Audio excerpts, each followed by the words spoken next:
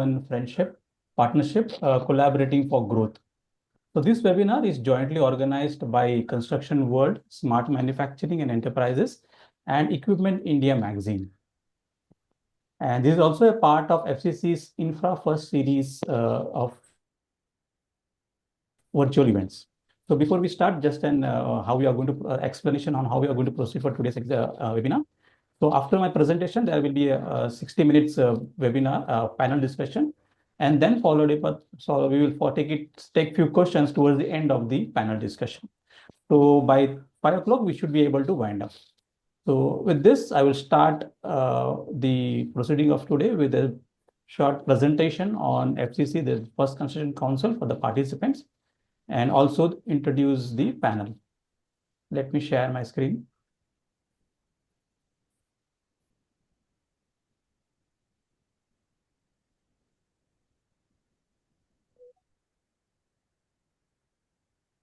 Hope the screen is visible.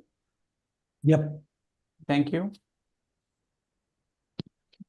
So First Construction Council is a infrastructure think tank focused on providing our latest updates on the construction industry in India, and is dedicated to promoting its causes and needs. The council is a platform to promote the adoption of best practices and be the torchbearer for policy initiatives that are needed for the welfare of the construction industry. It is industry's unified voice. So the council is governed by a board of governors who are from the industry, and you could see some of them on your screen.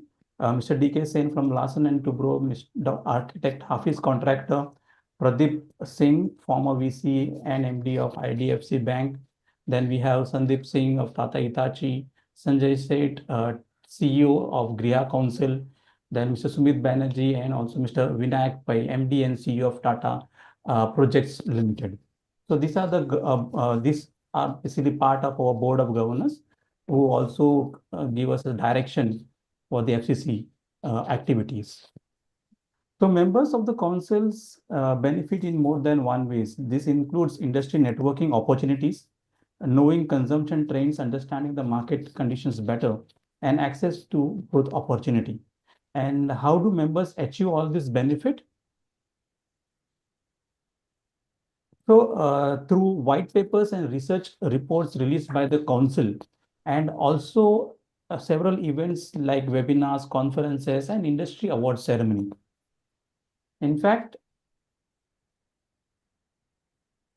in the first quarter of 2025, we will be having 2 mega events, starting with third Metro Rail Conference on January 22nd in Mumbai, that will bring together industry leaders, policy makers, urban planners, and technology experts.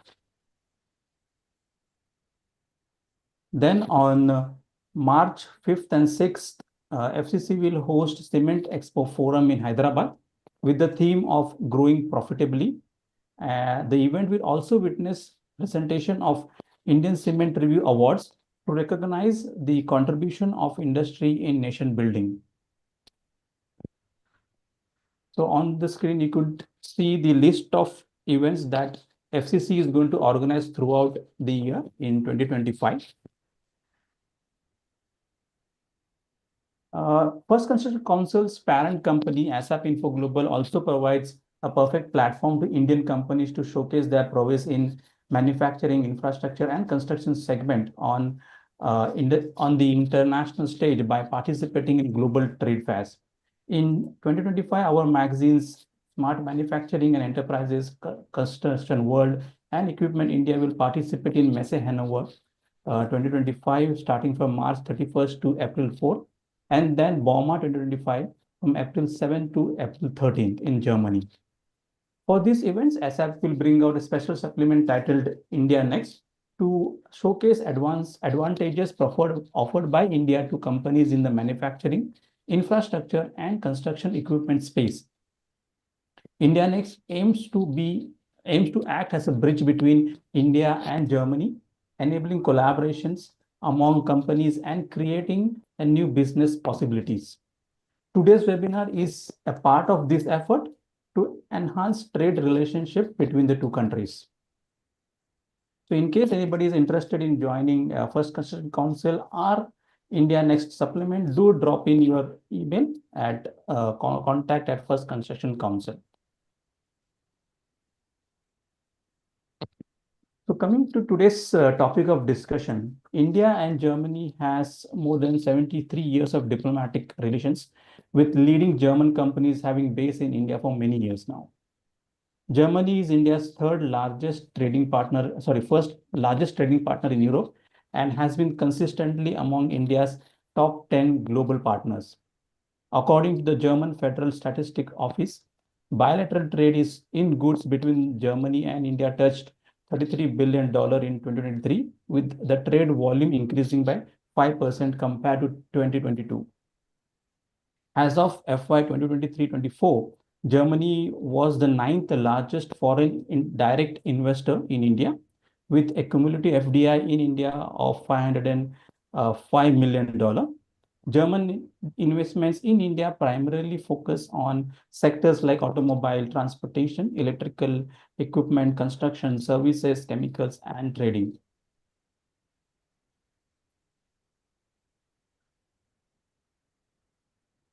So the today's webinar will aim to understand what this relationship means to both the countries and how they can nurture it further for mutual benefit.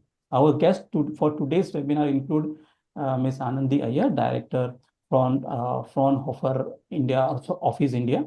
Then Mr. Manav Goyal, MD Hoffman Quality Tools India Private Limited. Mr. Manoj Barve, India Head of BVMW, that is German Federal Association of SMEs, and Mr. Nitil Pangal, MD of Mayflower Consulting, and also Mr. VG Shakti Kumar, MD Shinshitter India Private Limited.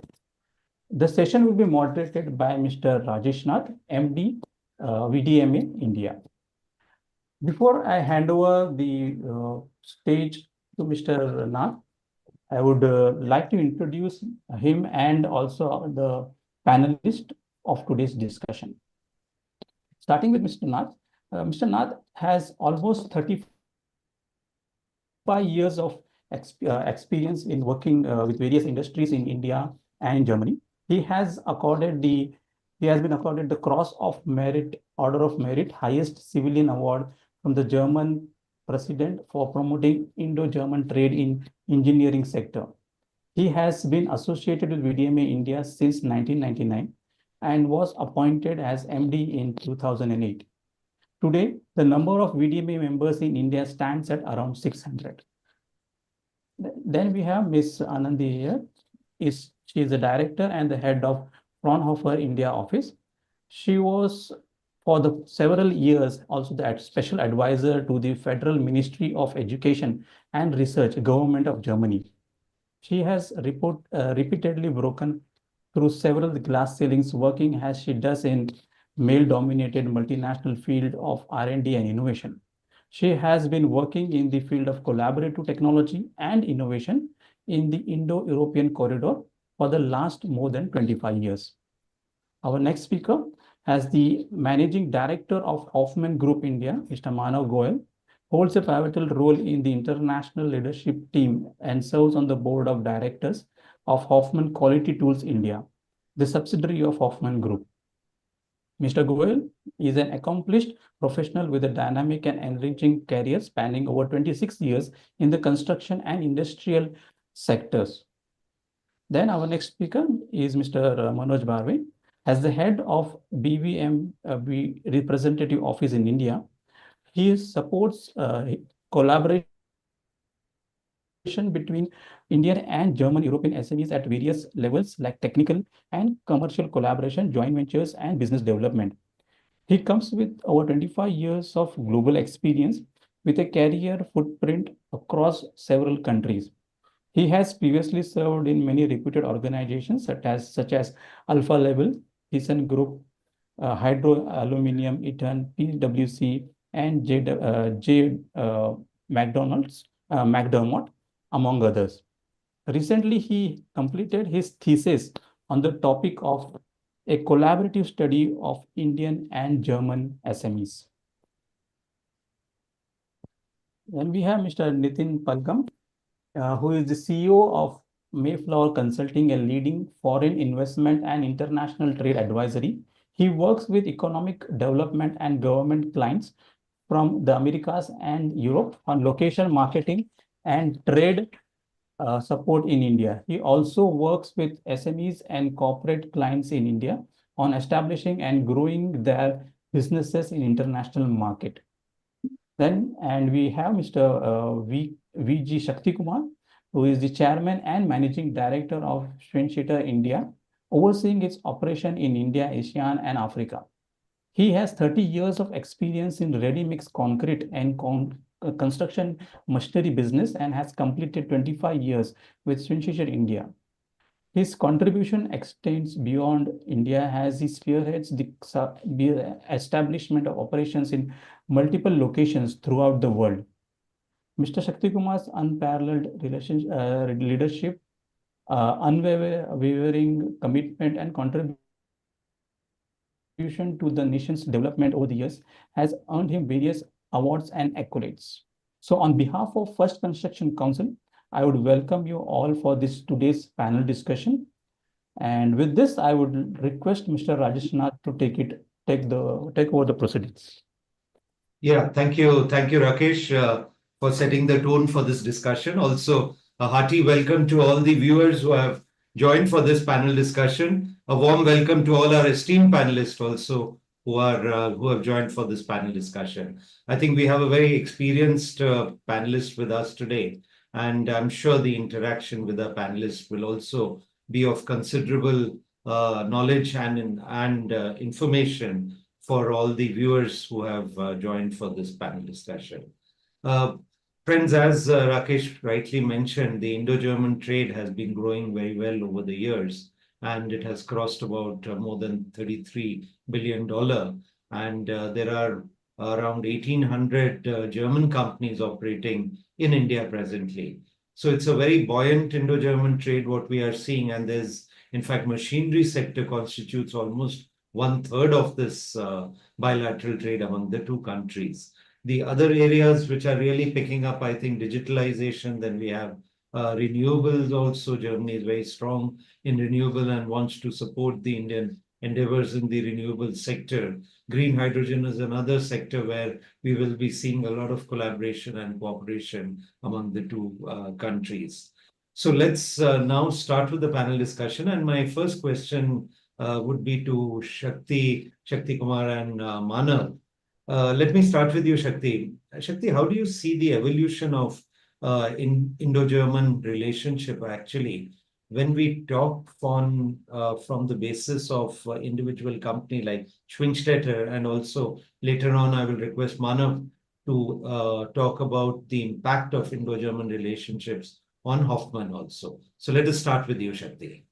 Thank you, Rajesh. I would like to start my speech with the formation of Indian operation in 1998. That was the year when most of the German enterprises were not looking at India for opening up a factory in India. So because the market was very small, and also that was not considered as a potential destination when China was around attracting so much of investment at that point of time. And what made to come when Swinshitter India to come to existence? A couple of points. The big logistic cost was one thing, and the heavy import duties. So that made the company think that we need to do something for potential growth for India, and how should we address it. So our products are also quite bulky, which requires heavy transportation. So we decided to make a small operation. I think we started with a small shed, which is not even 2,000 square meter. And we started assembling. That's how we started our operation. And Germany, from India point of view, they thought, let India be there, take care of Indian requirement and be profitable. This was the idea when starting of Indian operation with 20 odd people in the first year. But I would like to tell the evolution, some key years and timelines. Within few years, India started seeing a big growth in infrastructure investments, starting on the golden quadrilateral, and then the projects are getting specified with the high productive machines. So our operations slowly started expanding in a big way until 2007 or 8, when the Lehman Brothers incident happened, and there was a shock for developed nations. India was not taken seriously, and nobody was really looking at what is happening in India. By then, we had become a reasonable sized organization. And 2007-8 onwards, India was taken seriously. And we by then had put 3 manufacturing plants. And even after that, between 2007 and up to 2018, when the market was not really booming in India also, it was quite stagnant. And during that period also, we put one more factory in 2011. And then by 2019, we went for the biggest one for investment just before COVID.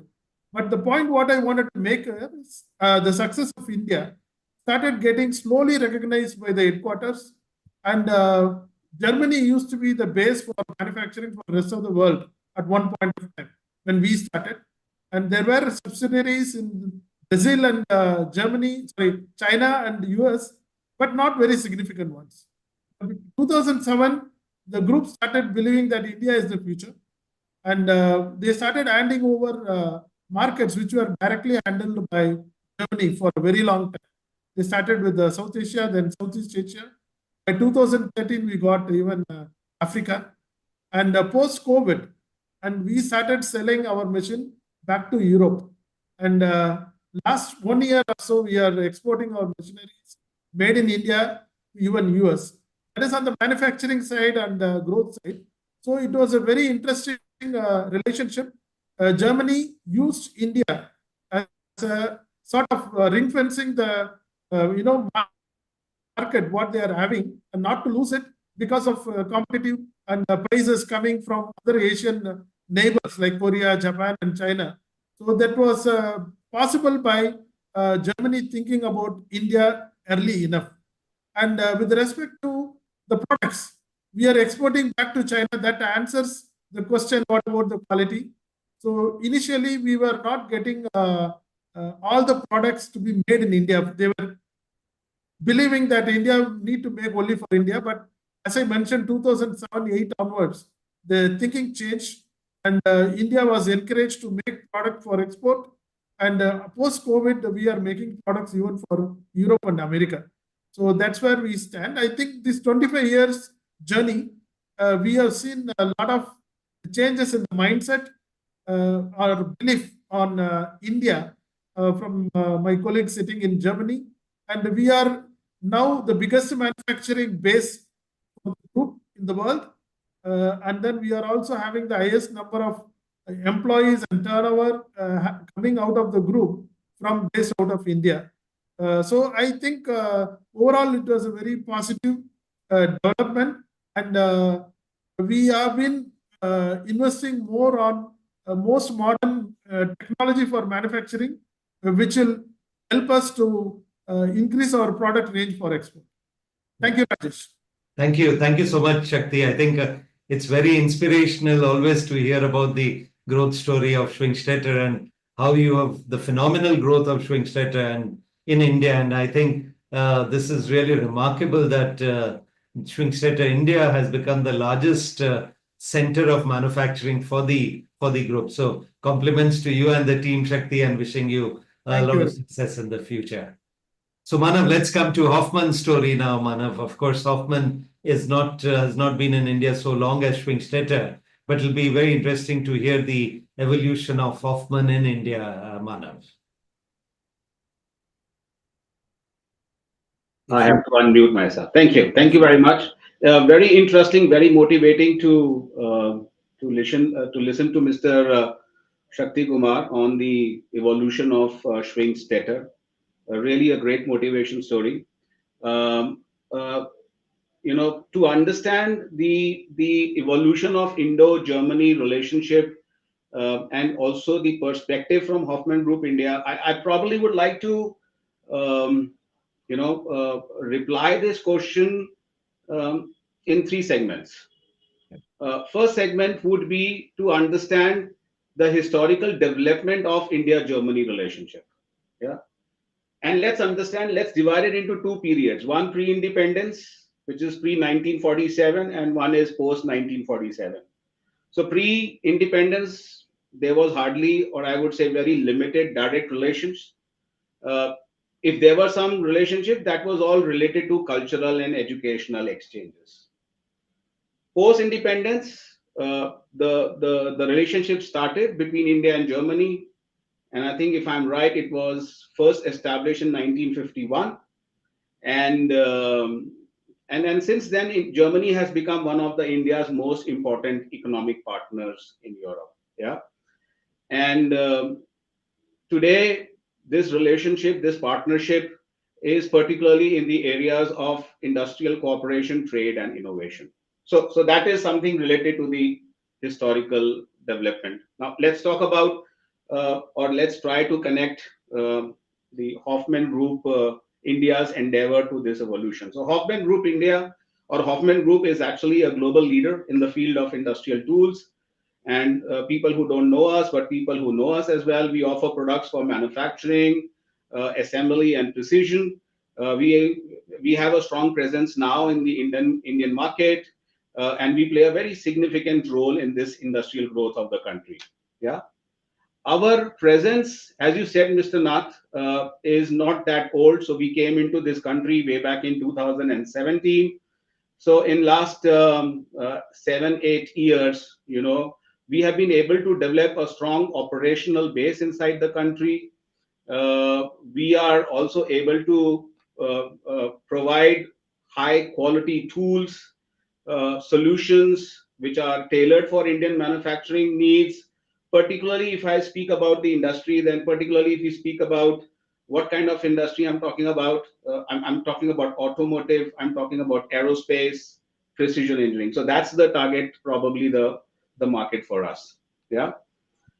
Now, how has this key areas of cooperation between India and Germany, and how has Hoffman contributed into this? I think Germany is a very key partner, if I want to understand it better, in India's industrialization process. Yeah, and particularly when we speak about advanced machinery, when we speak about specialized tools, these are the industries which Hoffman caters. So we love catering to these industries with our products, and therefore, we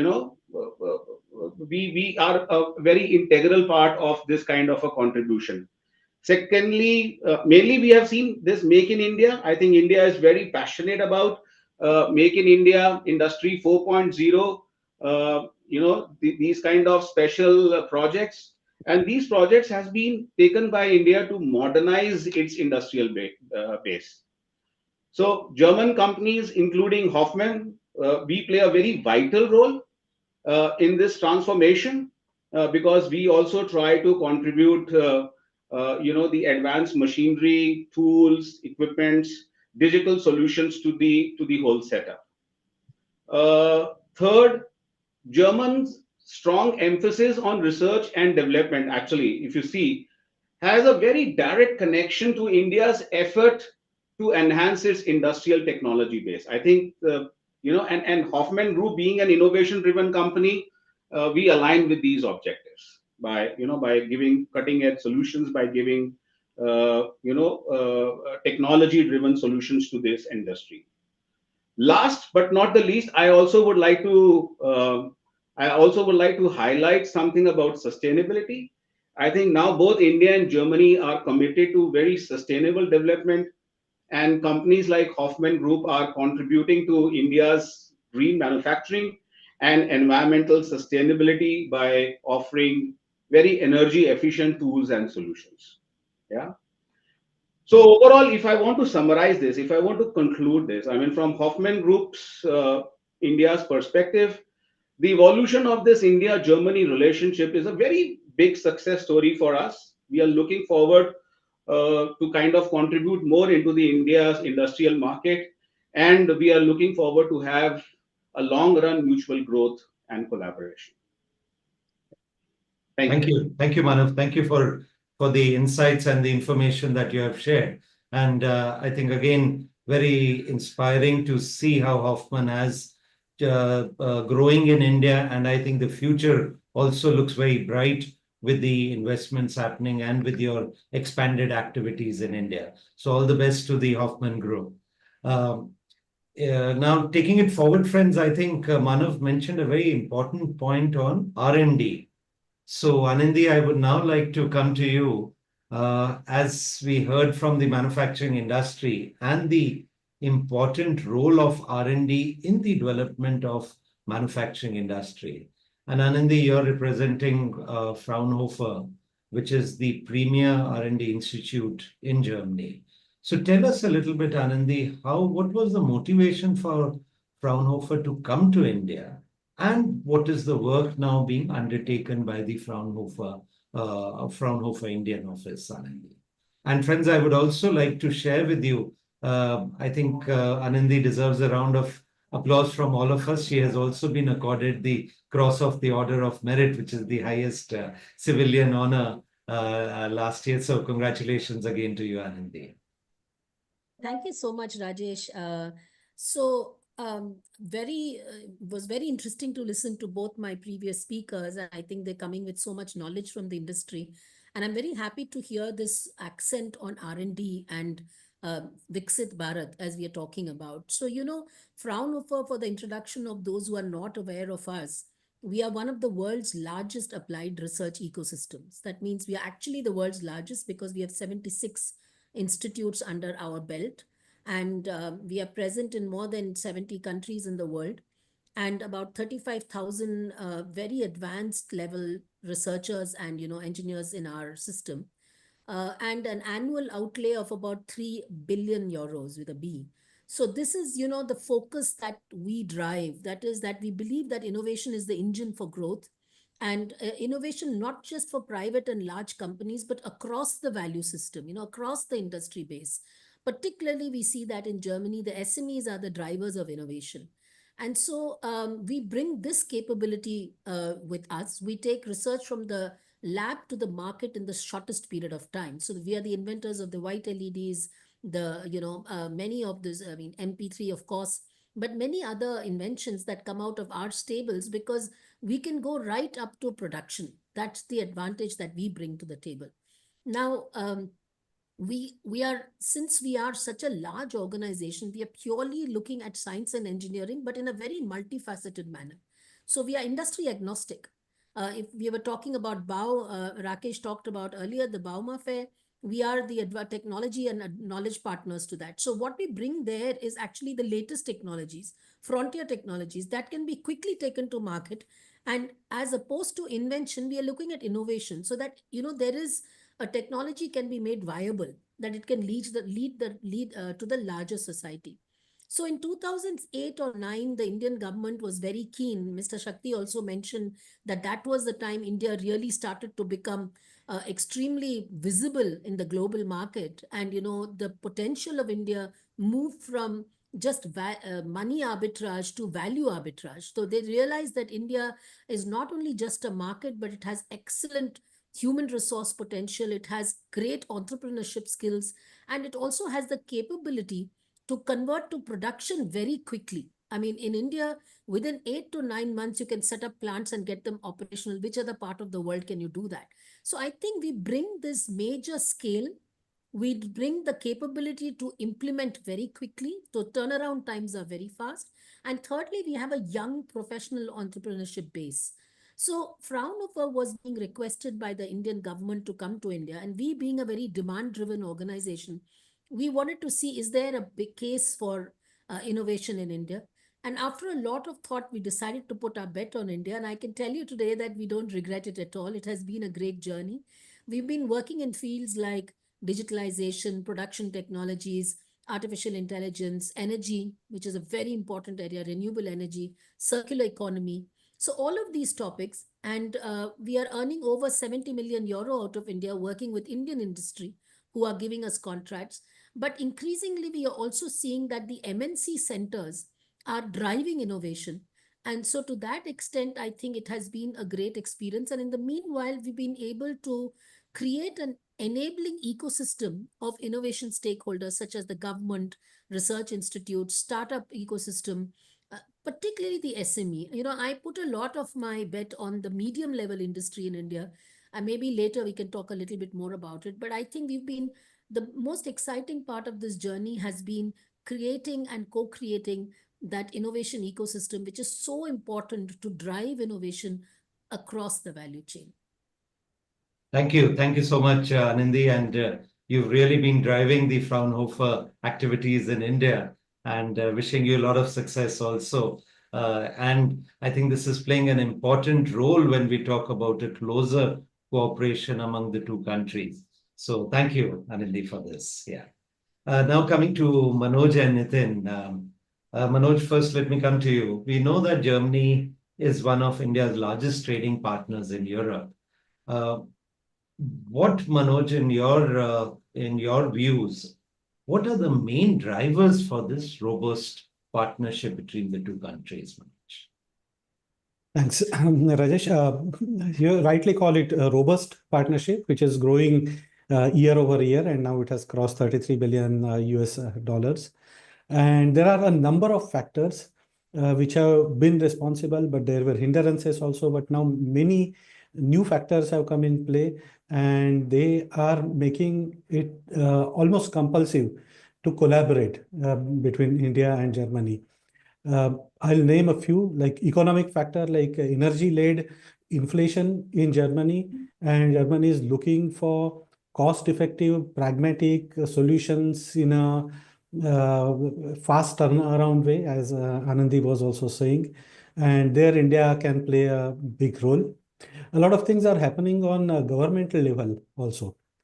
Strategic partnerships and bilateral agreements are taking place. Intergovernmental consultations, which are taking place every 2 years, where German Chancellor and Indian Prime Minister, some major ministers and some senior bureaucrats participated. They decide about the deadlines, put money also behind it, and try to follow up on that. So things are moving at that level also. The free trade agreement negotiations for free trade agreement between India and EU seem to be moving after a long gap, and that it can be a very big game changer once that is concluded. Germany's investments in India are also growing. Then there are certain issues which are complementary for Indian and German economic structure. Like India has the strengths of IT services, skilled workforce in certain areas, and cost-effective manufacturing, which Germany can make use of. Similarly, Germany has advanced technology and engineering expertise, as Manav also mentioned, which will be very useful for India, for Make in India activities, as well as to increase our manufacturing share in GDP. That will play a crucial role. Then it's demography, which has again two type of effects are happening. One is there is a very huge shortage of skilled labor in Germany, and they require resources in IT, in healthcare, in vocational trades, and in many domains. And the quota also recently has been increased from 20,000 skilled resources per annum to 90,000. Now we need a lot of companies, a lot of new players also have come into this domain, and we need to develop an ecosystem to make use of, to make India as a skill capital. And it's not only about Germany, it's going to happen in many other countries. Many colleges have started teaching German, for example, in nursing colleges and all. And it's not only about Germany, even in Japan, France, wherever non-English speaking countries are there, there is a need for those resources, and we can position ourselves very well into that. Second effect of demography is there is a huge succession challenge in Germany. Many SMEs are closing down or thinking of closing down.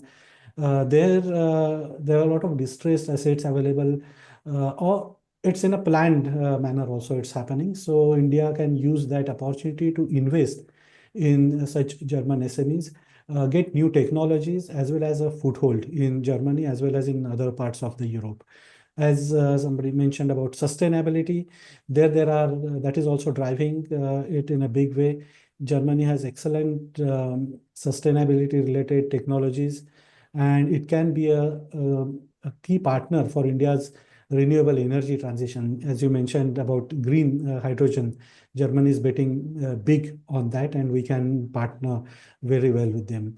In 2022, Germany pledged 10 billion euros as in aid to support India's climatic goals. So that is also a big thing which is driving the things. Then there are geopolitical goals, shared geopolitical goals. Germany, especially as Anandi was mentioned about Mittelstand, bigger Mittelstand companies or even higher, large companies, they have suffered in China in a big way because of their over dependence, nothing else. They were over dependent for cost for supply chains as well as markets on China, and uh, they are facing that challenge. And India as well as Germany both are looking for diversifying supply chain. And India can be a reliable partner in this, in filling the gaps in the supply chain, as we often hear about China plus one policy that is also playing in India's favor. But we need to develop that kind of ecosystem also to be able to respond to that. Then there is a lot happening on cultural and academic exchange side. There has been a phenomenal growth on both these things in the last few years. The numbers of students going for higher education in Germany is highest from India amongst the all other countries. It's almost 50,000 per year. It has reached that kind of a level. There is a free or subsidized education available in Germany, high quality education, and many are taking advantage of that. That's a very good factor. More and more Indians are choosing to be residents in Germany. So they take our culture, civilization, festivals together. They become our ambassador to Germany. And Indians are typically highly educated, who are there in Germany are highly educated and law-abiding people, and which plays a big role in the current immigration scenario in Germany. They are highly appreciated. Then there are diplomatic side. A lot of things are happening. As you would also know, Rajesh or Anandi, the foreign nations of India are playing a bigger role in economic diplomacy rather than just focusing on political diplomacy. The Embassy of India's project, MIIM, Make in India Mittelstand, which was launched in 2014, 2015 around, which is supporting a lot of German Mittelstand, medium-sized companies to come to India and doing their hand-holding and providing a lot of support. In last 8-9 years, 135 companies have come through MIIM to India, and about 1 million of foreign direct investment has taken place. And of course, Germany, as Shakti or Manav also mentioned, was not looking towards India as a large market earlier. But with saturated markets in European Union and with aging population, they have started looking at India as also for a marketing base. Yeah. Back to you, Rajesh. Thank you, Manoj, for the very comprehensive. I think you've highlighted various aspects what is driving the Indo-German trade. Nitin, let me come to you now.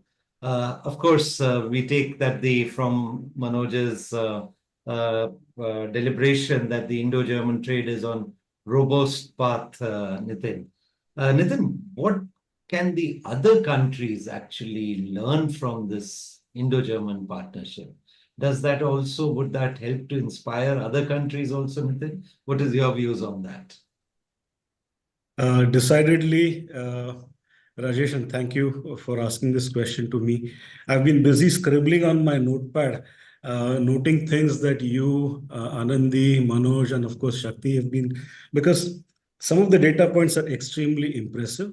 And whilst we do work across the world, notably in North America and other parts of Europe, I think the big takeaway for me in terms of doing what is, or rather happening in the Indo-German corridor, is just the strength of the institutions and organizations that are facilitating the Indo-German dialogue.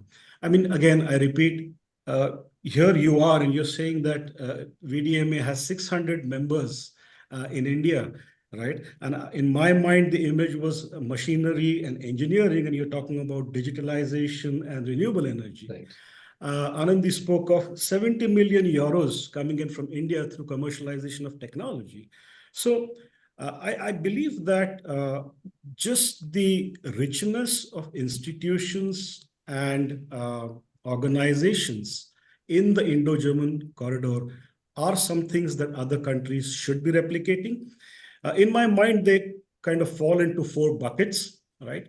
One is organizations like BMWI that Manoj represents, VDMA, Fraunhofer.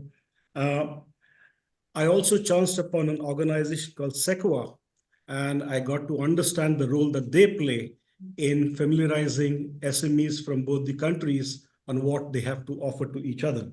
So this is one. Secondly, I interact with folks from the German trade and investment,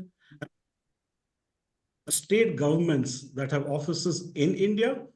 I interacted with people from Baden-Württemberg and North Rhine-Westphalia, and the kind of information on their sectors and their capabilities and the technical and engineering capabilities that they think their companies can get to India is again a very impressive set of players in the ecosystem that, to my mind, has not been done as effectively or could be done as effectively in other countries.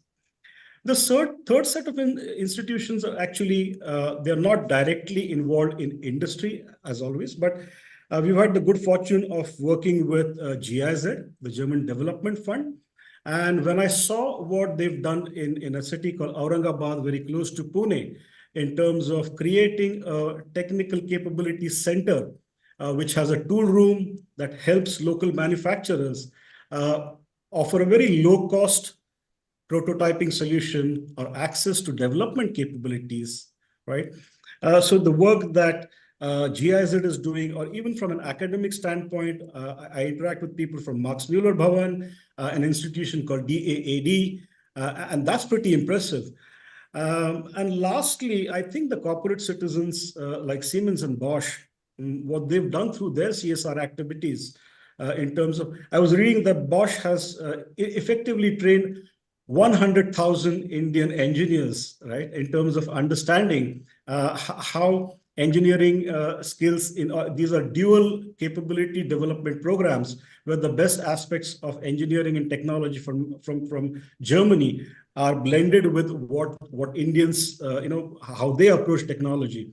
So I'm quite fascinated to see this about 25 institutions, starting with yours to Fraunhofer and the few that I mentioned, and the work that corporate citizens like Bosch and Siemens do. So I believe that this is one of the, if not the most impressive, one of the most impressive corridor ecosystems I have seen while I interact with people from Automation Alley in Michigan, what they're trying to do in India, or even the Danish enterprise, and now they have an office in Chennai. But I really think that the German-India corridor institutions are unique. So I think that the other countries should do some things in terms of replicating them.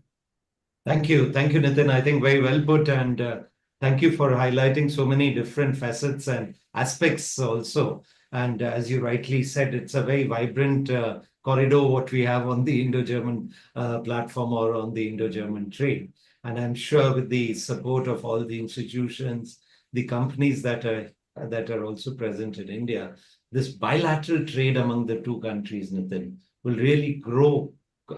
I think will accelerate as we go ahead. So thank you for these inputs, Nitin. You're welcome. Friends, I think we had a very interesting round with our panelists and covering the various aspects of Indo-German trade. Also, how individual companies have evolved. We heard from Shakti, we heard from Manav also, how Schwingstetter and Hoffman have evolved over the period of time. Now, friends, one common aspect is the SME. like SME is very important in India. Even for the German industry, the SME sector is like a backbone for the German engineering industry. And we are very fortunate. We have Manoj amongst us. And Manoj, in fact, recently, his PhD research thesis was on the subject of comparative study of Indian and German SMEs. So Manoj, congratulations on this thesis. I think really remarkable. Manoj, if you could, for the benefit of our audience, actually highlight two similarities. I know there will be many similarities, but I would request you to just limit it to two major similarities that you see between the SMEs in India and in Germany. Rajesh, there are more differences than similarities, and that was the part of my study also. Okay. I had focused on research and innovation, three aspects: research and innovation, internationalizations, and skills development. Right. And to see what are research innovation ecosystem, how it works in Germany, and what are the best practices we can use, how German SMEs become go global, become focus on niche and then go global. So what are their best practices which Indian SMEs can use, and what is the vocational education and training dual weight system, and what are how we can learn from it. That was the part. But since you are asking about similarities, as you already mentioned, there are SMEs are the backbone in Germany as well as in India. In India, SMEs make up of 30% of our GDP, and of course, MSMEs included, micro also. They hire 110 million people. They provide employment to 110 million people, which is second only next to agriculture. And the future jobs, I personally believe, are not going to come from large companies or from IT, but from startups and SMEs. So how we take it ahead, that is what is going to be very important. In Germany, 55% of their GDP comes from SMEs because their manufacturing depth is much, much higher. All the large automotive OEMs and all, they have a big chain of SME suppliers who manufacture, and the OEMs assemble mostly. 60% of German employment comes from SMEs.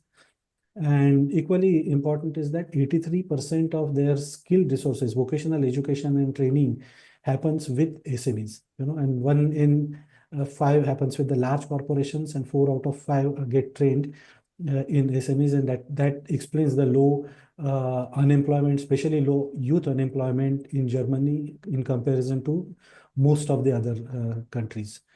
So SMEs are equally important in both the countries for jobs, reduction of regional disparities, and for inclusive growth. You would have understood that the post-World War area, when the Germany was totally destroyed, Germany grew to become the locomotive of European Union due to the Mittelstand. And I personally feel Indian SMEs can play an equally important role for our Vikasit Bharat targets. So that is the importance of SMEs, which is a similarity.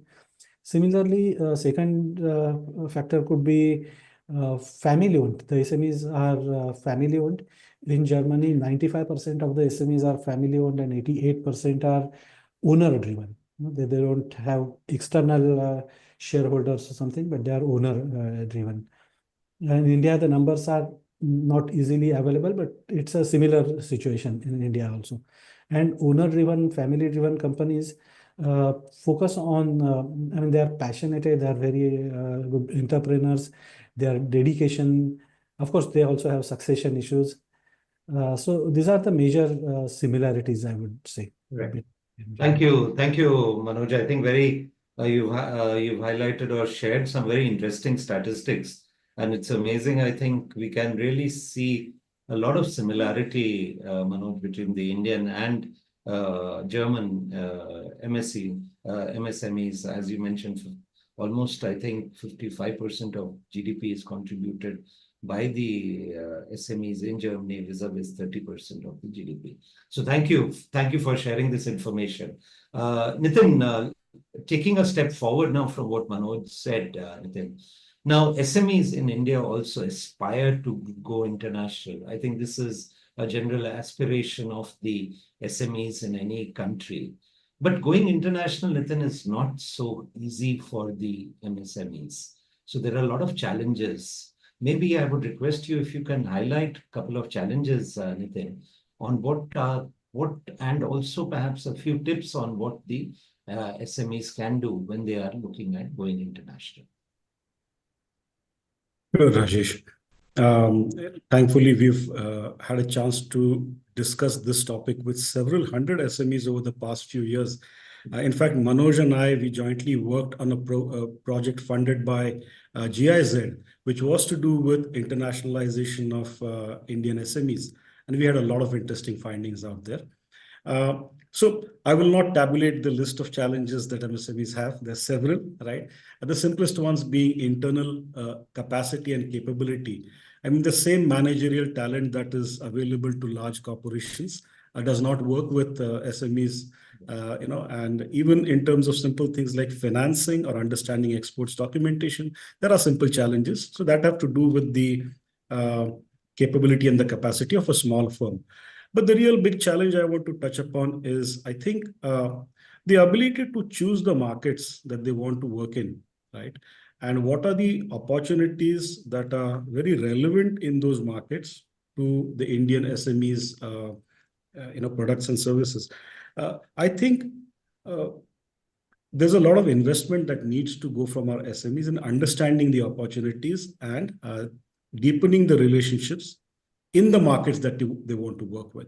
So a few months back, I was in the US, and this whole Inflation Reduction Act, which actually galvanizes a host of activities in the energy sector and gives a huge boost to the renewable energy sector in the US. On the back of which, I think the top or the leading Indian solar panel manufacturers made a beeline for the US. I was reading that the leader, Wari Engineering, has a huge investment, I think to the tune of $150 million, so on and so forth. But really, some of the SMEs in India that are really strong in the domain of power transmission, power generation, components and products, I believe that US now offers amazing opportunities for them. But how do you understand these opportunities? How do you understand the outlay of the Inflation Reduction Act and what it leads to capacity growth in terms of power generation? How does one look at the opportunity for oneself? So studying market data is something which is a big challenge for MSMEs in India. Interpreting that market data. I'll take one more example. I was in Riyadh, Saudi Arabia last month. And just the infrastructure opportunities both in Saudi and UAE are extremely, extremely attractive to a set of Indian companies, but Indian SMEs. But the ability to, again, decide how does one work with a corporation like NEOM, or how does one work with a corporation like Jeddah City Corporation, where billions of dollars are being spent. And I will come to, or probably I don't have the time, but in terms of talking about the energy dynamics in Europe and how some of the leading SMEs in India can benefit from it. So the single biggest challenge is a lack of very deep knowledge of the opportunities, followed by building relationships. I mean, we sometimes make the mistake of saying that if we attend a buyer-seller meet, we are going to get business. And we know it doesn't happen that way, right? So I'm actually working with a cohort of British companies who are coming to India for the third time in 9 months because they want to deepen the relationships with Indian partners, not directly Indian buyers, with Indian technology firms, with so people who understand regulations, the ecosystem. So this relationship building exercise is sometimes missed by us Indian SMEs. So I would talk about only two challenges. One is really deciphering the opportunities and building deep relationships to leverage them. Lastly, the government, in Ireland, there's an organization, Enterprise Ireland, that has 100 offices across the world to support SMEs, help them sell into the markets, right? Every European country has 100 trade commissioners and trade offices across. Now, we in India are just learning how to support our SMEs in international markets. We're not too far there.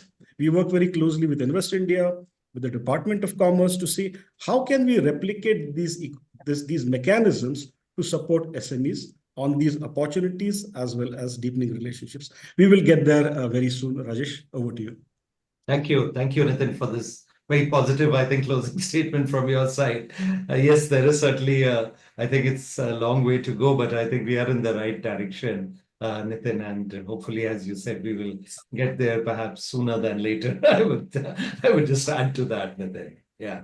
Anandi, you've worked with German companies, you have experience working with the Indian companies also, especially now in the R&D sector. Anandi, we just wanted to understand from you, how do you see the appetite for R&D if we compare Indian enterprises and the German enterprise? If you could unmute yourself, Anandi. Yes. Sorry, you meant in the SME sector, particularly the appetite Yes, for. that's right. That's right. Yes. Yeah, Rajesh, I'd like to say that from our perspective of working in India over the last few years, the appetite for technology in India among the medium industry is actually much higher than what it is in Germany. Very good. It is a very interesting constellation right now in India that the companies that enjoyed phenomenal growth after globalization, particularly in your automation, automotive, production technology sector, the second and third generation entrepreneurs or owners are now looking at frontier technologies. So you have the younger generation saying that, okay, my father had a gas agency, he moved to an automotive company. Now I want to go into the next level. Or there is a chemical industry and the son or the grandson is talking about sustainable chemistry. And, so I'm seeing a lot of energy coming from the second and third generation medium scale companies. They are nimble, they are hungry for technology, they want to grow, and they are not afraid of taking risks. Now, you were talking about similarities between SMEs in India and Germany. I see the biggest difference between the two countries in that aspect is that the Indian SME is ready to take risks, whereas the German SME is very risk averse. And in today's VUCA world, an agency that is willing to kind of take the risk and develop on that has a much higher chances of profitable growth than one that is comfortable in their space. So from Fraunhofer's perspective, in the last 10 years, we are seeing a huge appetite for technology, not only from the medium, also from the large, of course. We work with the Tatas, Mahindras, all of them. But we are seeing a good amount of interest and the risk-taking ability coming from the medium level companies. My concern, however, is on the small sector of India, which is actually over 70% of the Indian SME, and it is also the informal sector there. So the biggest challenge is how do you get them and how do you democratize technology? Because it cannot happen that technology becomes part of only the large and some of the medium level companies. If we want to achieve 25% of manufacturing to be part of our GDP, we need to get these smaller and slightly larger companies into our fold. And there, I would really like to propose the innovation clusters that have worked in Germany, the regional clusters, these are extremely important for India, and they should be driven by the industry. And when you bring multiple stakeholders co-located in a region or in an area, and then you help them to collaborate more, you actually translate, the research into the industry much faster. And you're also able to leverage on many of the skill sets that the various stakeholders bring to the table. So in a concise way, I'd like to say that I agree with Nitin that the future is very bright for SMEs, but I also believe that a lot of very strategic steps need to be taken to make SME really the engine of growth in India. Right. Thank you. Thank you, Anandi, for this very valuable inputs from your side. And I think it's very encouraging also your statement that the Indian Mittelstand, or if we take the mid-sized companies, they are really quite forthcoming, futuristic looking and very progressive. And I think that will also help in India's manufacturing growth. So thank you, Anandi, for these inputs. Shakti, let me come to you. You mentioned about the growth of Schwingstetter in India and how over the years Schwingstetter India has evolved. Shakti, I wanted to ask you here, in what ways can Schwingstetter India actually support the global operations of Schwingstetter? Okay. I think there are two parts, to this question as an answer. One is on the manufacturing support, and another one is research and development. Right. I will tell you, before I start talking about that, I want to acknowledge the important point Ms. Anandi had made about how quickly India can respond as one big strength. So that is also is one of the strengths on which Swingset has grown. Our first factory came into existence within 6 months, and the risk-taking capability of our Indian mindset is something complementing, the other capabilities what is available in Germany. That's one point I wanted to make. And the manufacturing side, whatever we did initially to support India itself, we have been sending our employees to go and work in Germany during the summer holidays and the Christmas holidays, when they had a peak requirement for delivery and they didn't have the employees attending the office. We complemented that. That helped us pick up lot many good things about the work culture from Germany. And these people came back when they were different completely, in terms of, their behavior and then attitude toward the work completely changed. And it was like an infection. They could also, teach others, and the overall evolution was based on that. But every disruption we saw an opportunity. And when we realized that Germany is struggling to match the price expectation of the market, and especially from the market which is not in Europe and North America, but in other developing nations, especially, we filled in the gap by offering the product from here. We continuously had a lot of Germans coming from Germany and Austria to look into the process.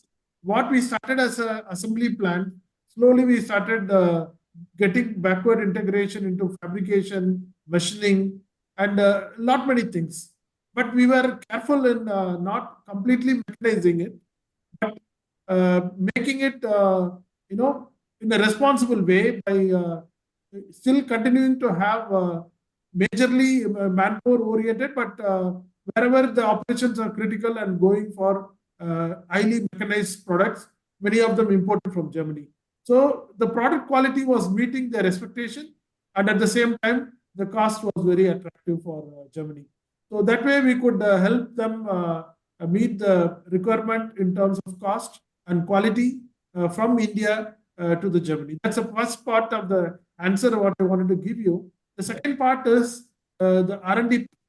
What you used to have a design operation, which basically looking into converting the steel and the tolerances, whatever we are getting in the drawing, matching with the available material in India, for which the design was very useful in the beginning years. But it all changed as we evolved as a manufacturing plant. Sometime around COVID, we moved away from the design operation and we registered ourselves as a in-house R&D company with the government of India. We got the recognition in 2020, which made us create job opportunity for a lot of employees from R&D, and also we created a lab for testing, and we created a welding training program. All these things together, and 2021 onwards, we started helping Germany in terms of taking the additional load of designing. We used to have the senior member from Germany, but our employees used to work and deliver, and you started invoicing them. And after that, completely certain product range design started coming to India. And now 2022-23, we started helping the German Americans for designing new product for American market, and that has done very well. In fact, in another week's time, when World of Concrete is happening in Las Vegas, you will see a complete machine designed in India, proto developed in India, will be exhibited in America. That's meant for the American customer.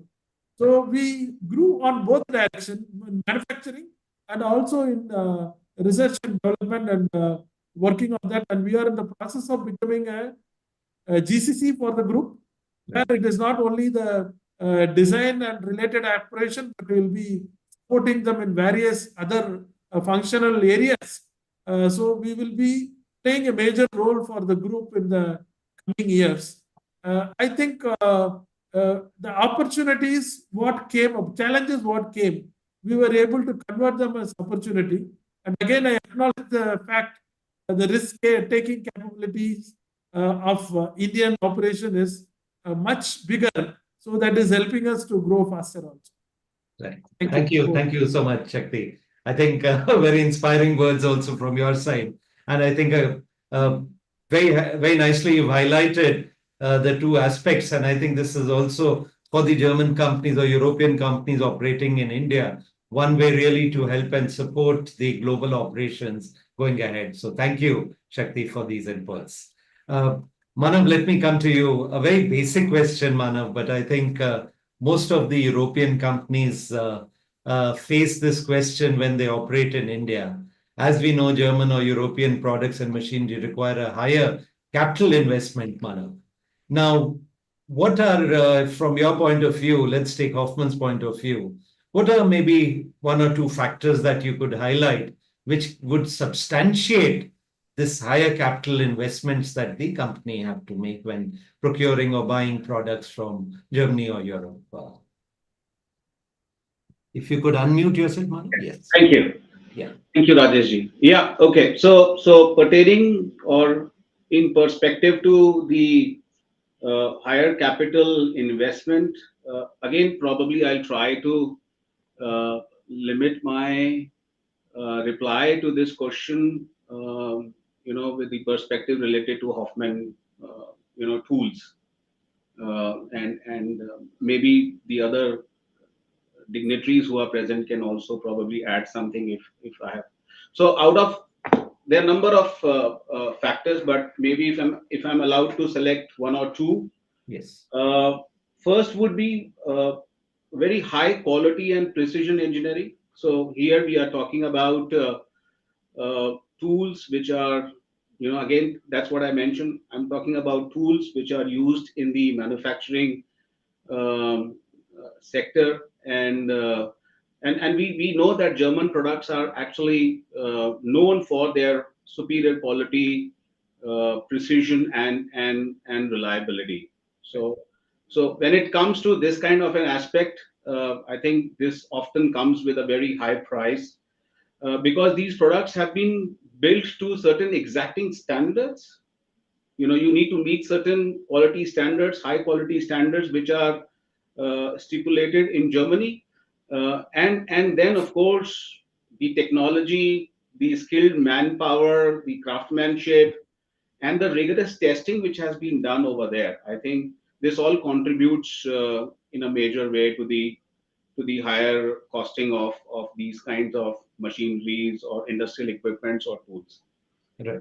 Right. Secondly, German machinery is also designed to last longer, and give a very consistent performance. So, so this reduces the need for frequent replacements or repairs, and this generally kind of justifies the higher investment, capital investment, but this yields to higher productivity and few operational disruptions. Yeah, so these are basically the two key factors. I probably would also like to, because I covered this aspect during my first reply when I was talking about sustainability as one of the key factors, which has also been seen in this evolution of India-German relationship. So German products also they focus very high on energy efficiency. They focus very high on sustainability and reducing environmental impact. So these are advanced features, and they tend to make the product more expensive upfront. But then there is a kind of significant cost savings in terms of, I would say, energy consumption, or kind of reduced environmental compliance cost, which you might have to incur later on. to kind of be compliant with the environmental standards which are set by different countries. So overall, if you add these, I mean, I took a small flavor of this energy efficiency and sustainability, but I think these three major factors, I would say, uh, probably contribute to the higher capital investment. But on the other side, it is also a very valuable long-term asset for businesses, which is seeking longevity, efficiency, and reliability. I think these are the important factors, which I think are important from my perspective. Perfect. Very well highlighted, Manav. Certainly, higher productivity, higher efficiency, also the energy efficiency, sustainability factor that you mentioned. I think this is becoming more and more important now in the present scenario, and this all contributes. But I think the robustness of the products, the robustness, and the high productive outcome from these machines, I think this would really substantiate the higher investment also. So, panelists, we are running a little short on time now. So, I have a few more questions. If we can just keep the answers very short and crisp so that we can maybe in the next 15 minutes or so try to wind up in the allocated time to us. Anandi, let me quickly come to you. Now, Anandi, there are a lot of new technologies actually coming, and I think Fraunhofer is playing an important role in that. Of course, because of the paucity of time, we will not be able to go into these technologies. But maybe you could just mention a few technologies, Anandi. And also, I wanted to ask you, if these new technologies come to India, do we have the skilled resource available to adapt and implement these technologies, Anandi? If you could Thank just you, unmute Rakesh. yourself. Yeah. Yeah, Yes. I'll keep the answer very brief, keeping in mind the time and also fact that others also have to speak. Yeah. The most important thing that we are talking about here is if we talk only about the construction industry now, I Right. think one of the biggest challenges that we as a globe are facing is sustainable development and circular economy. So I see in terms of frontier technologies that India can really leverage on is this entire thing of how do you reduce wastage? How do you ensure that technology is a driver for maximum value and also value creation and also generating profits? In that respect, I see a lot of capabilities coming out of Europe on digital twins for manufacturing so that you first simulate your various models before you actually set up a physical infrastructure, and Right. that saves time. It also helps you in accelerated testing in many cases. So that is a very big area. Another big area is waste to construction material. In Fraunhofer we have developed multiple waste, I mean products from agricultural wastage but also other wastage, which we are turning into fire and water resistant construction materials. Then if you're talking heating, cooling, for example, we have chilled water inside a wall. So in very hot places, we are able to keep the temperatures naturally cool. Even we have now the smart materials. For example, you do not need in many ways, you will not require plumbing, etc., because the material itself is so smart that it can switch on or switch off lights. It can also generate heat or create cooling effects. So there are multiple technologies like this, and which could be extremely interesting for the Indian market as well, and to contribute to sustainable development goals. You've touched on a very important topic on skill development. And this is an area which is not only in India do we have a lack of skilled and qualified people. Even in Germany today, you have a lack of masons, electricians, etc. And there, although the system is such that you have to do a 3 to 4 year course, and there is also this apprenticeship system, which is largely learning on the shop floor as a very young trainee, which is a fantastic system which has proven to be very successful. And at any given point in time, more than 1.5 million trainees are being recognized in 325 professions, which means that 5% of the whole workforce is purely trainees. And this in an aging society like Germany.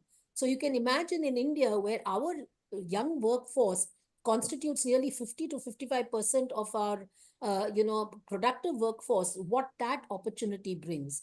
the biggest advantage of this is that technologies and practices from the shop floor are directly imparted by the industry to these young people. In colleges and universities, you have pedagogy, which is at least 20 to 30 years old. So the people who are learning it are learning something which is older than when they were brought into the workforce. So I think there is a need to bring this VET or skill training to India as well and involve the industry from day one in creating material, but also in becoming mentors to the young people so that they learn hands-on. Right, right. Thank you. Thank you so much, Anindi. Shakti, taking forward this skill development aspect. I remember when I visited your factory, Shakti, it was very impressive to see the welding setup you have. You're teaching young people who are working on the shop floor on welding technology. If you could quickly highlight, Shakti, one or two aspects or points what Schwingstetter is doing, basically for training or giving training to the young workforce that you have, and maybe this could also be utilized by the industry, Shakti. Right.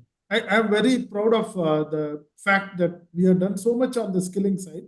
Again, there are many parts to this question, but I will start with the welding since you talked about the welding. Right. It was a necessity because the type of steel what you are still using is coming from Europe. And Indian steel mills, they don't make it, and they are very specialized steel. And the welding process itself is quite different. So we have a permanent welding school, two of them, in both the clusters, one near Chennai and one near Kanchipuram, where we have been taking DETs and ITI boys and girls. We train them, and then we train them with a simulator to start with. And once they become expert, we give them the samples, and then we send them to the shop floor after 1 month or 1.5 months. And we have the option to engage them in the company or give it away to our vendors or anybody who is requiring them in the nearby locality also. To just put in a nutshell how thorough this program is, this year, there was a welding competition done by CAI, and then subsequently, the top person was sent to a BRICS competition in China. And I'm very proud to say that the national level and global level were won by our girls who were new to welding itself. 2 years back, they have not touched a welding torch. But from there, their journey to get the global recognition on welding is something speaks for the type of intense training program what we have got in our company. So that is to tell on the welding. But I also would like to tell you that I tell the audience and other participants that one of our factory, we have 50% of the assembly line staff are girls. And they are not girls just from our locality, but they are from nationally from different regions, staying with us for more than 3 years since we starting off our company. And we have a very strong training program and skilling program. And we have made the job aspirational for them because we promote some of them by giving them who have finished DET to an opportunity to do engineering courses. And it is partially sponsored by the company, and that they are not from the ordinary institute. Some of the top 10 institutions other than IITs. So those type of institutions which are running program where they come on weekends to teach these girls and boys, and where they get a chance to become an engineer from a DET or other stream of engineering. And I would also like to tell all of you that this type of possibility become easy for us because when we put a new factory, we did not do whatever we were doing in the past. Like what Ms. Anandi was speaking about, we saw this as an opportunity to bring a very high level of young people into the organization. We know there is a risk in making them meet the quality requirements of what they will deliver. But I can tell happily that they turned out to be very good asset for the company, and the skilling program is working. And beyond this, we have a MOU signed with the 7 state governments where we skill them to get a job opportunity to become operator of construction machinery in different parts of India. I can just give some numbers. Last year, in 2024, roughly around 140,000 construction machinery has been sold. Even assuming you require 2 operators per machine in 2 shifts, that many numbers of skilled operators are required. But there is no means to deliver so many skilled people, even though there are a lot of people waiting to get a job, wanting to find a job. Really, the matching both the demand and supply is a big gap is there in the country, and we are doing a reasonable job with taking this training program to different states and making them skilled and get a job as an operator in the field. So I think in 3 areas for to meet our own requirement, our CSR requirement, and also our customer requirement, skilling is happening very well in our organization in all these 3 areas. Thank you. Thank you, Shakti. Phenomenal work. And I think that speaks volume of your leadership and the foresight also in this field. So all the best to you and compliments to the team also, Shakti, in this achievement. Coming to the participation of women in labor force, Manoj, let me quickly come to you. And if you could, be it Germany or India, I think participation of women in the workforce is very essential. Manoj, your thesis also covered this aspect of labor force participation rate of women. And I would request you to very briefly compare, if you could, or say a few words on this, the women participation in workforce in Germany and India.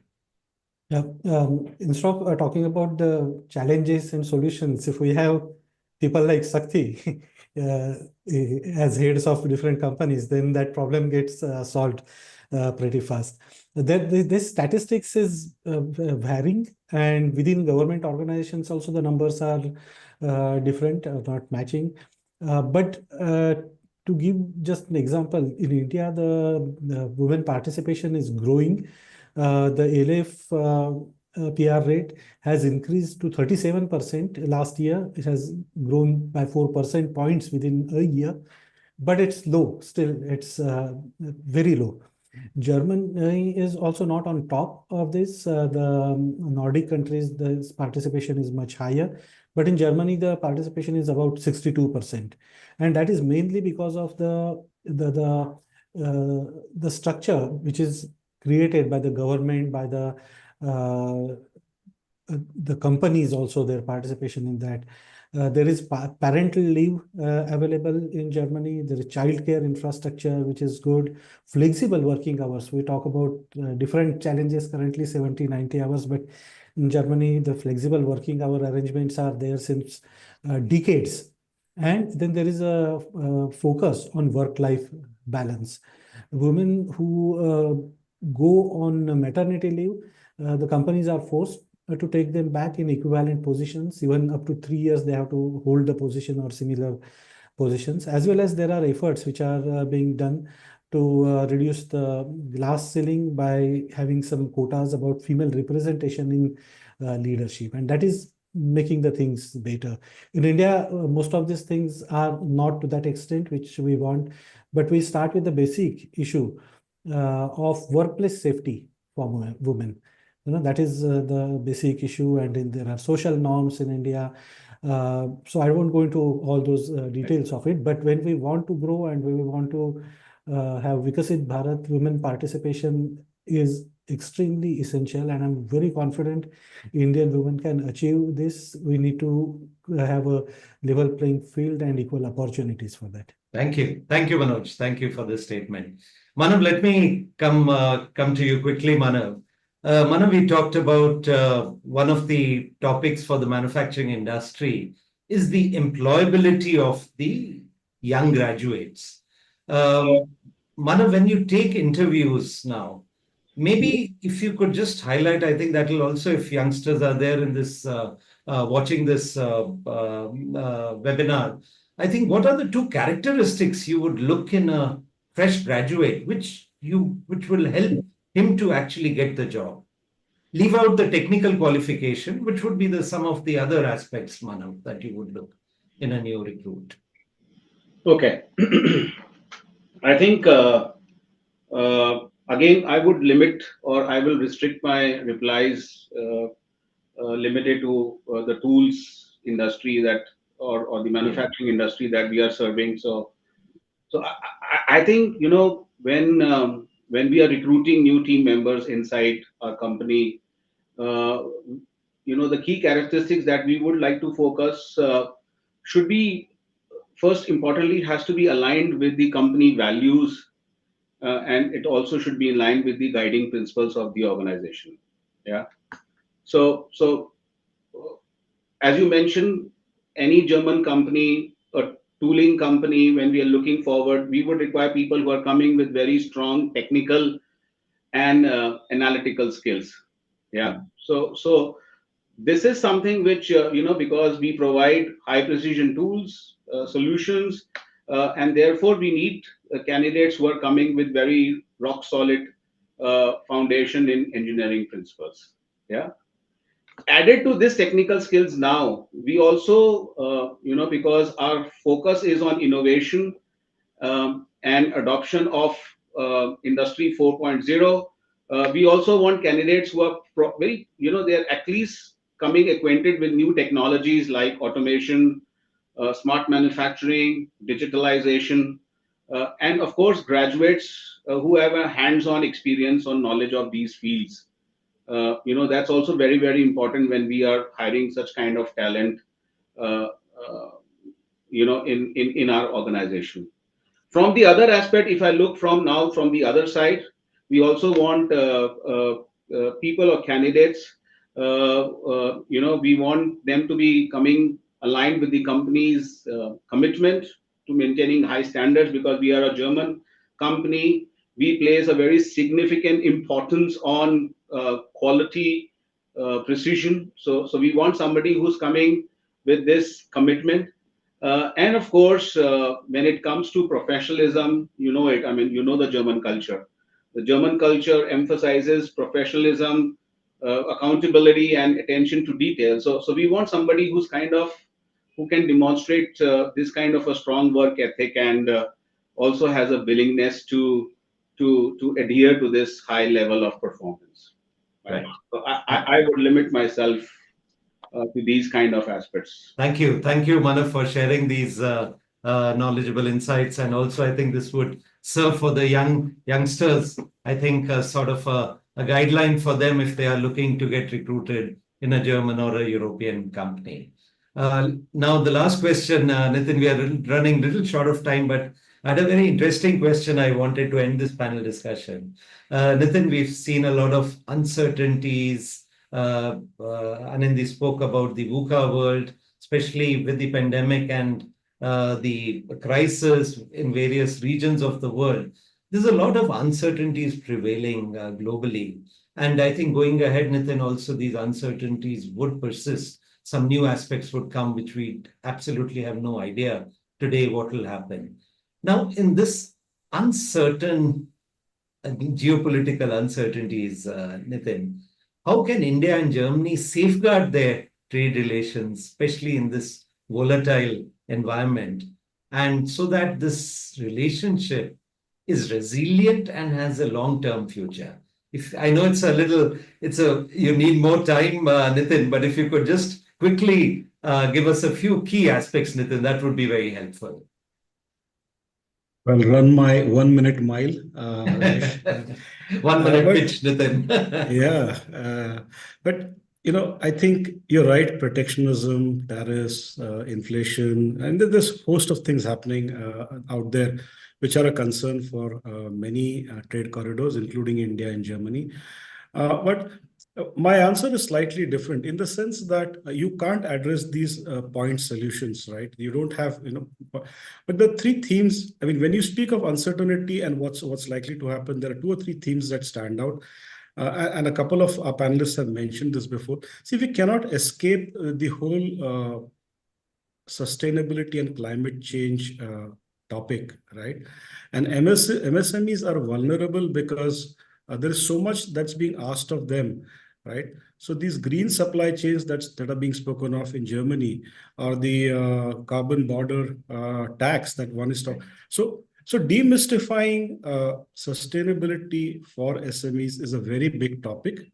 Different stakeholders are learning how to help MSMEs do it, but this needs to be done very quickly. I mean, CII runs this program, Greenco, and I was privy to a couple of conversations out there. But so I'll stop short of saying that we need to decode or demystify sustainability and what they need to adhere to or the second thing is supply chain resilience, again, is a big topic. So a lot of Indian companies are trying to see how do you get closer to the customer? How do you, I mean, the lead times are increasing, the container costs are increasing. So some Indian companies are smartly having warehouses in UAE, they're evaluating Turkey. So I believe as a strategy, somewhere, Indians need to get closer to the German customers. UAE is turning out to be a great option. We do some work with Ras Al Khaimah, one of the Emirates, and they have specialized warehousing solutions. So I feel that each company has their own strategy, but this is something that they would need to consider. And third is a bit obvious, it's just use of technology. It's fascinating to see how AI chatbots and AI voice bots are being used for customer support, where German language is not natural to the Indians. And I see a fascinating possibility of using AI technology to solve some of the language challenges. So these are the three things that came to my mind when I was studying the question. So I hope that helps. Thank you. Thank you so much, Nitin, for keeping it so short and crisp, but to the point. And I would, at this juncture, also like to thank all our panelists. I think we've had an extremely informative panel discussion. And thank you, panelists, for being so open and sharing your experience. We covered various topics talking on the Indo-German trade relationship, a very important aspect, SMEs in both the countries, the challenges the SMEs face, research and development. We spoke on research and development.